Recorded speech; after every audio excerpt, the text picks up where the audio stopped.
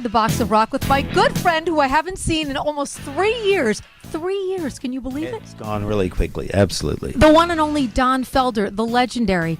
Wow, so where do we start? Last we spoke, you were not touring as much as you are now. So I've been keeping track of you, especially on social media.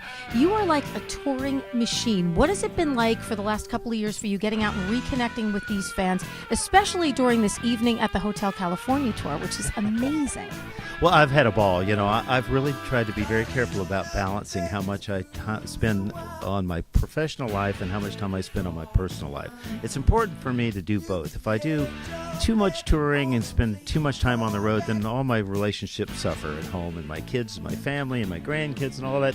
I just feel like unconnected with them. So it's important for me. I do as much as I can to try to balance the two parts of my life, and that's the happiest I can be when I'm doing both personal and professional life. So if fans are coming out to check you out during the evening at the Hotel California tour, what can they expect?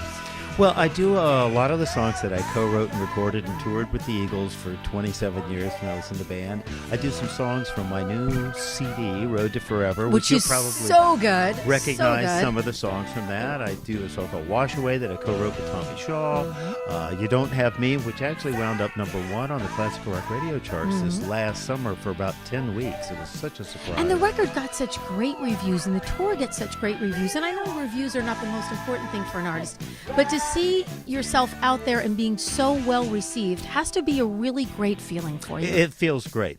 Just have a large crowd of people in a theater or a tour like last year's Soundtrack of Summer. And every time you walk out, you get a huge standing ovation. At the end of the night when you do Hotel California, people just freak out. And you're out with your friends. You're out with Styx and Foreigner and the Doobie Brothers and like all your pals. So it's like this traveling road show of fun, really. Exactly. It's a lot of fun. It's a thrill for me to be able to do that. So last we spoke, 2012, the history of the Eagles had not yet been released, but we talked a little bit about it was going to be released, which was probably one of the greatest, I think, an amazing documentary. Showtime did such a good job with that.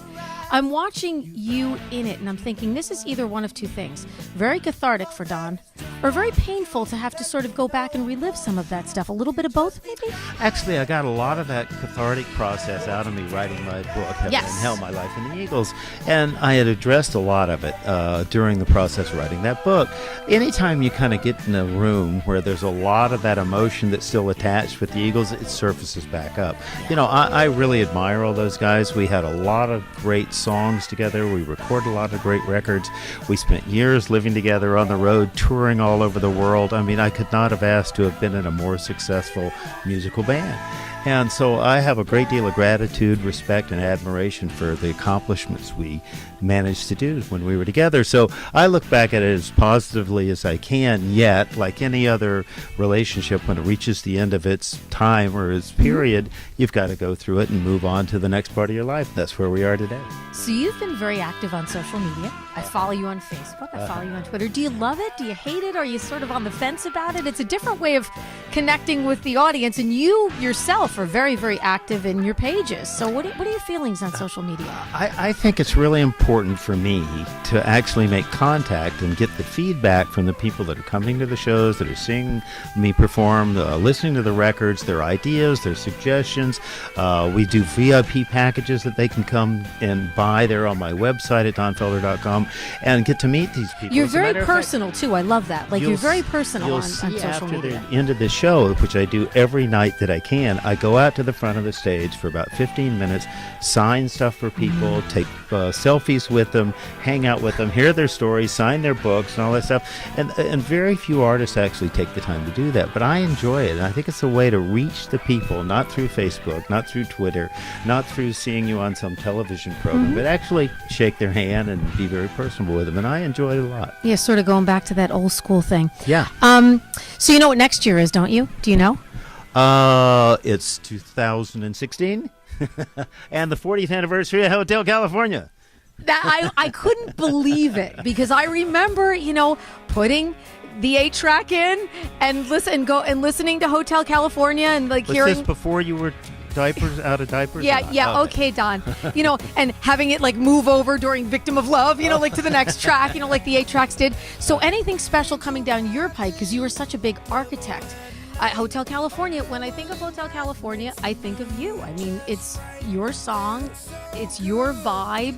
Yes, the other guys certainly, and Henley's vocals and everything, but I really think of it as a Felder song. So anything special that you're thinking about maybe doing for the 40th anniversary? You know, that's a great question. We've been thinking about this for about a year, looking ahead, trying to anticipate what we would do. And there's a lot of ideas out on the table, and I don't want to totally capitalize on the fact that it's 40 years ago that we did that. You should, but okay. Well, I mean, yeah, I guess that's a milestone, but the success that's come with that record and that song has just been phenomenal. I did a show at the United Nations a couple of years ago, and there were about 500 or 600 heads of states, presidents, secretary of states from countries all over the world. Wow. I got up and played Hotel California, and literally less than half of them spoke English.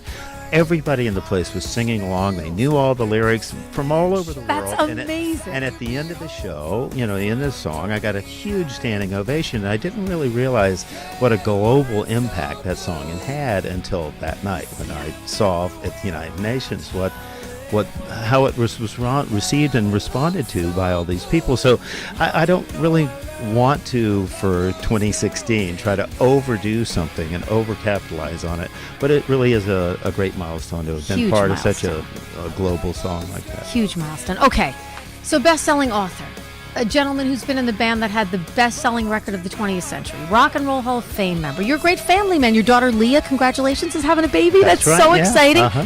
So what would you love to do that you haven't yet done?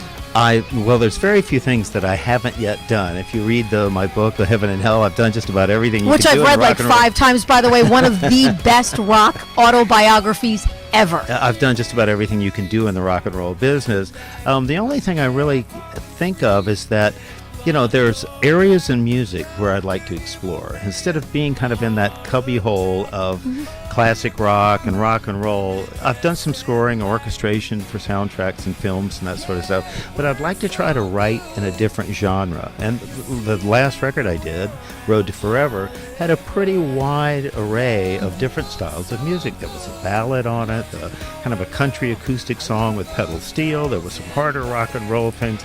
There was a lullaby with a string quartet. I mean, it was really interesting for me to be able to dip into all these different areas in new ways and write and record and explore. So I think that's my next venture, is to try to write in another genre outside of what I've typically been known to do for so long. Don, it is always a pleasure. I'm so excited I got to see you. It will not be 3 years till our next excursion. I hope not too. Thank you so much. Oh, fantastic. Mwah. I love this man.